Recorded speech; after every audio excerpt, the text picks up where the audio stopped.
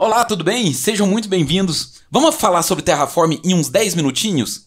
Meu nome é Rafael Benevides e esses dias eu estava lá no Instagram, já aproveita, já segue aí, falando sobre infraestrutura como código, sobre servidores Phoenix versus servidores Snowflake. E a ideia dos servidores Phoenix é que eles possam justamente ressurgir das cinzas. E uma forma de fazer isso é utilizando infraestrutura como código. E uma das ferramentas utilizadas como infraestrutura como código, além de outras como Puppet, Chef e Ansible, existe também o Terraform. E eu, geralmente, tanto em produção ou quanto nas minhas próprias demos, às vezes eu preciso gerar o ambiente de novo entre uma demo apresentada por um cliente A e um cliente B, eu gosto de ter elas dentro de um script Terraform. Deixa eu apresentar para vocês como é que é o ambiente que eu vou criar utilizando o Terraform e mostrar hoje para vocês como utilizar o Terraform, tá? Eu tenho aqui um resource group dentro da Azure chamado Demos. E eu preciso... na verdade, esse resource group não existe, tá? Ele vai ser criado pelo meu script Ansible, pelo meu script Terraform. Depois eu vou criar um API Management chamado Demo APIM, que vai acessar dois serviços. Um que expõe o seu serviço via SOAP, que é o Country Web Service, que é um web service que dado um país, ele me retorna qual que é a capital. Outro que permite eu armazenar contatos. Ele é acessado via REST e armazena os dados via Cosmos DB. Agora, como que funciona o Terraform? O Terraform ele permite, como eu falei, criar infraestrutura em diversas clouds, em diversas nuvens, né? Utilizando on-premise, e para isso ele precisa de um provider. Dentro do repositório do Terraform você vai encontrar diversos providers. E para essa demo nossa hoje aqui, nós vamos utilizar o Azure RM. O Azure RM de Resource Manager, onde eu posso criar tudo relacionado a recursos da Azure, né? Então eu posso criar aqui um App Service. Eu posso criar a parte de, se a gente procurar aqui, de API Management. Eu posso criar aqui recursos relacionados ao Cosmos DB. E para isso, se a gente utilizar aqui, verificar a página, a gente precisa declarar qual que é o provider. Tá? E uma vez declarado o provider, a gente vem criando os recursos. Por exemplo, criando um Resource Group. Depois, nesse caso específico do Cosmos DB, criar um Virtual Network, uma subnet, assim por diante. Deixa eu mostrar o que eu tenho aqui para criar estes recursos aqui que eu falei para você, estes que estão na tela. Olha só, se eu abrir aqui o meu Visual Studio Code, eu tenho no meu arquivo principal, que eu dei o nome de main.tf, poderia ser qualquer nome, uma declaração aqui de quais são os meus providers para executar esse script. E nesse caso, se eu for lá na página da documentação, eu vou ver que o provider está na versão 3.6.3. Ela foi publicada agora 4 dias atrás. Vamos aproveitar e vamos já fazer o upgrade dessa demo para a versão 3.6.3. Deixa eu ver se tem o 0. Tem o 0, 3.6.3.0. E aqui eu declarei algumas variáveis. Por quê? Porque pode ser que de uma demo para outra eu queira modificar o nome do Resource Group, ou o nome ou a localização. Então elas são variáveis. E aí eu crio o meu Resource Group aqui passando o nome que vem da variável e a localização que também vem da variável. E daí eu vou criar, salvando aqui meu arquivo, os demais recursos. Eu posso até colocar cada um dos recursos em um arquivo .tf, né, de .terraform, em cada um deles. Eu posso criar aqui, né, o Resource Manager. Dei aqui o nome, a localização vem da variável, o nome do Resource Group vem da variável, e aqui eu defini qual que é o nome do SKU e o Publisher que vai disponibilizar no APIM.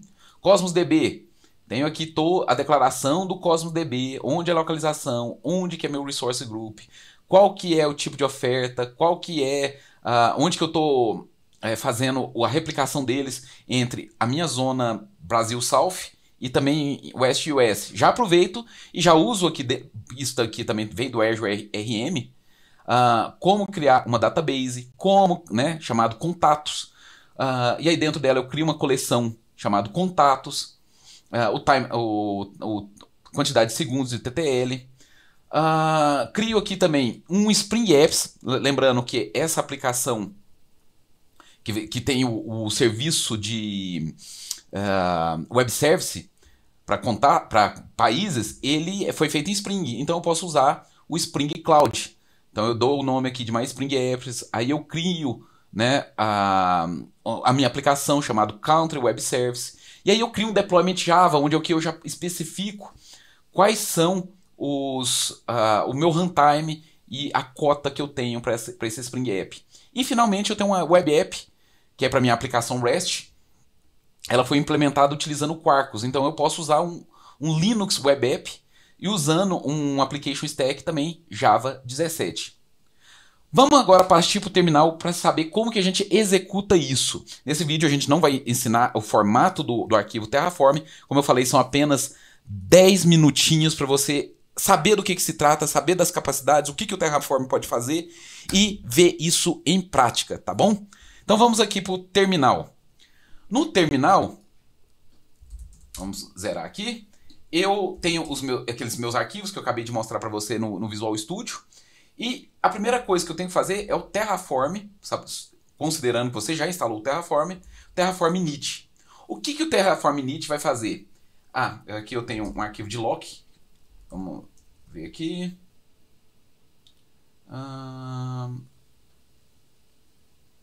Eu estava usando aqui a versão 3.6.2, então, e agora eu mudei para 3.6.3. Deixa eu apagar meu arquivo de lock, tá bom? Fazer o Terraform init aqui. O Terraform init, ele vai fazer o download daquela versão que eu declarei, que é o provider, né, Azure RM versão 3.63.0, foi lançada há 4 dias atrás, e vai colocar ela dentro de um diretório chamado .terraform. Os diretórios começam com ponto, para quem já tem mais experiência com o mundo POSIX, sabe que esse diretório é oculto. Então se eu visualizar os arquivos aqui, ele não vai me listar. Mas se eu mandar listar todos os arquivos, eu tenho aqui uma pastinha .terraform, onde lá dentro tem os recursos que eu vou necessários para execução do Terraform nesse ambiente. Não só o arquivo de lock, que trava a versão, né, como o meu provider 3.6.3, que ele acabou de fazer o download. E agora eu posso fazer um Terraform apply. O apply ele vai aplicar esse estado declarado dentro desses arquivos no Azure. Tá?